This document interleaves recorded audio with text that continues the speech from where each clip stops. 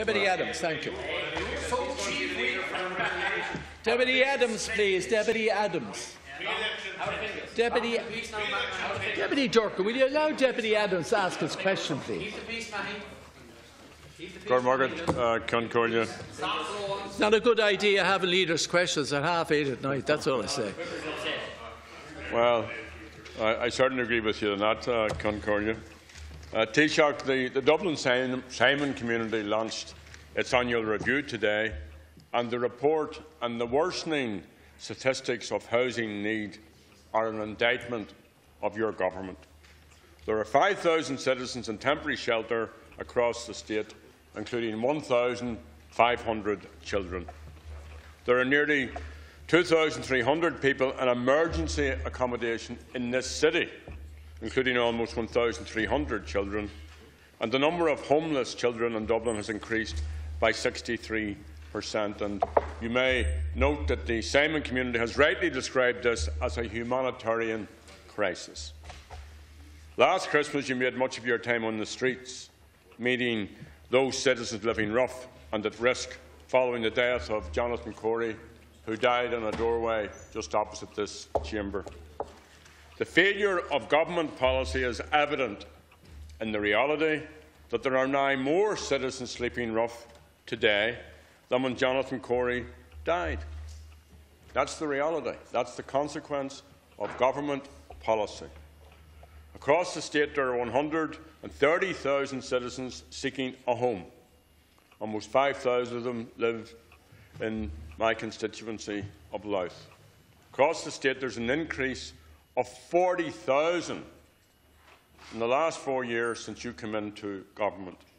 And this housing crisis is by no means confined to Dublin.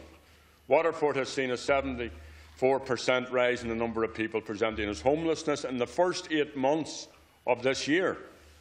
So this humanitarian crisis is a direct result of government policies. There is a chronic lack of social and affordable housing. Thank you. You have built only, you have built only a fraction of the social housing needed. You have refused to tackle rising rents or rent uncertainty. You have refused to remove the veto from the banks. So, Taoiseach, my question is, how bad does the crisis have to get before you take appropriate and urgent action? Thank you. Well, thank you for raising a matter, Deputy Adams, that is of concern to a great number of people all over the country. And you are right. This is not a good situation, or one that one can say is by any means satisfactory. Last winter, I walked the streets of Dublin with the then Lord Mayor on a number of occasions to deal with the homeless people who were sleeping rough. And the government responded on that occasion by providing extra money for the agencies, by providing extra beds, by opening the night cafe, and by making arrangements whereby the vast majority of people who were then rough sleepers in Dublin, except those who really wanted to be on the streets, were housed and were given an opportunity to have a bed at night. The situation has been exacerbated now because of other homeless families, and as you point out, 3,372 adults are using state-funded emergency accommodation during a particular week in August of this year. And those figures identified 707 families consisting of 959 adults and 1,496 dependents. This is not a satisfactory situation, and it will not be solved, Deputy Adams, until we increase the supply of accommodation.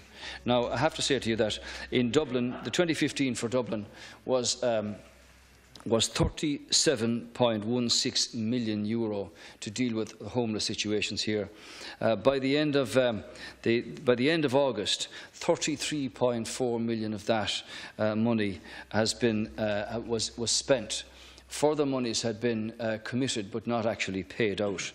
Now, the position is, Deputy, that there are quite a number of things that are happening here, but it's not dealing to the extent that one would like. On the social housing thing, the government, as you know, put forward 4 billion between here and 2020. But immediately, the allocation of local authority tenancies has been increased to 50% must go to homeless people on the direction of the Minister for the Environment, and that's to apply until the 31st of January 2016 when it will be reviewed. Secondly, money has been made available to return, unlivable houses, or voids as they're called. 500 have been brought back into use in this year of 2015, and Minister Kelly has committed the additional funding account caller for that.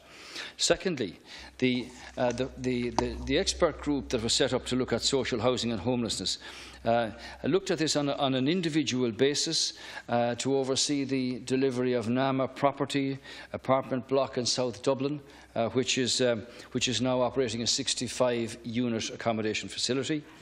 The question of modular housing is going to be raised to Concorla at the Cabinet Subcommittee on a number of occasions. As people will be aware, presentations of different types of modular units are now available, and that's an issue that's going to follow through at Dublin City Council. And in respect of the housing assistance payments for the homeless pilot scheme, has I think brought a further 50 in there.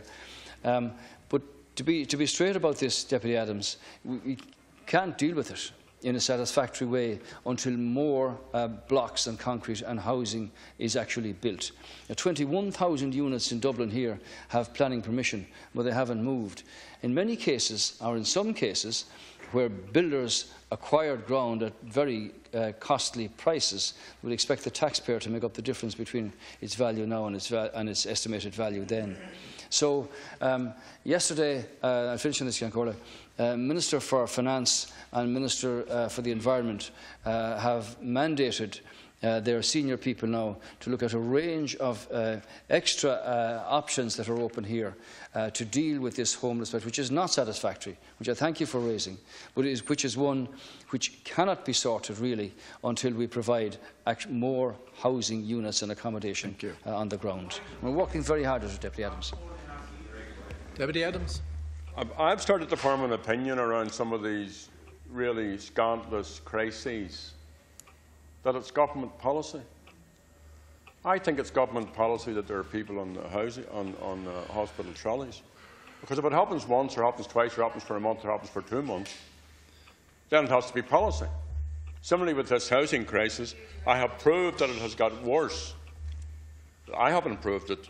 Simon and the other advocacy groups have proved that it has got worse.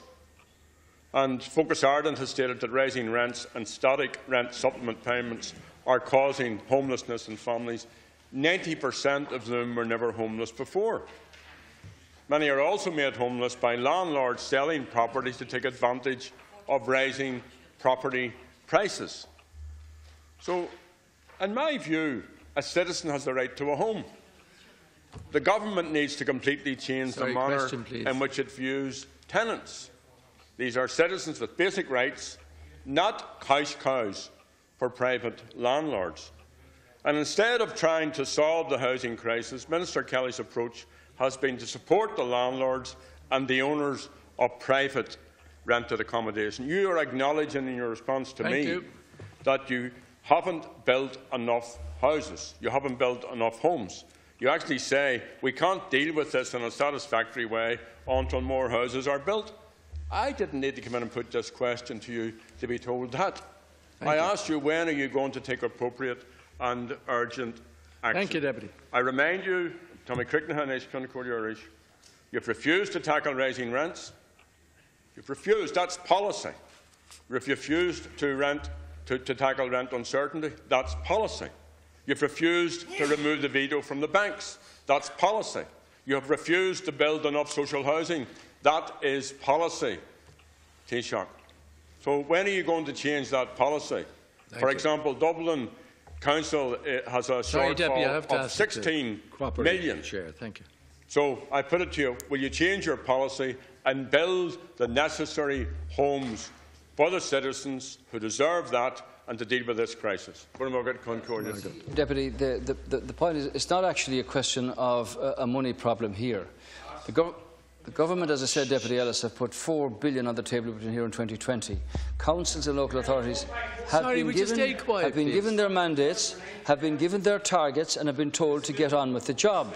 As I said to you, there are 21,000 units here in Dublin with full planning permission that have not moved because of either the cost of the levies or the fact that there are other problems associated with it. I say this to you, Deputy Adams, in respect of the rent position. Now, you are aware that on an individual basis, rent supplement can be increased for a family where there's an issue with the landlord either going to move them on or increasing the rent where they will have to become homeless.